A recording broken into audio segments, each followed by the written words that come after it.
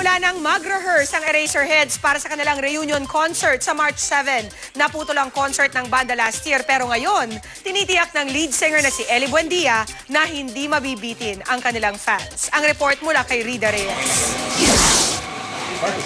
Tuloy na nga ang The Final Set reunion concert ng sikat na bandang Eraserheads. Katunayan, ngayon pa lamang todo na ang pag-ensayong ginagawa ng grupo ay mismo sa lead vocalist nito na si Ellie Buendia. We just finished our first rehearsal and it was great, almost effortless.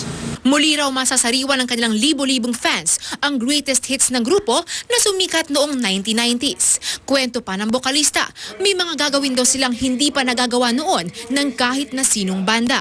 At kabilang raw ito sa maraming sorpresang inihanda ng grupo para sa kanilang mga fans. Matatandaang naputol ang reunion concert ng E-Heads noong 1 taon dahil na rin sa maselang kondisyon ni Ellie sa puso. Kaya naman ngayon, tinitiyak ni Ellie na physically prepared na siya para sa kanilang palabas sa March 7 na gaganapin sa Mall of Asia Concert Grounds.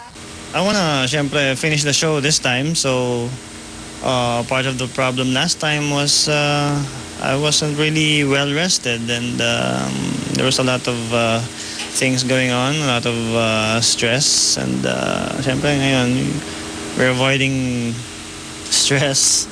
We're trying to get me well rested before the show.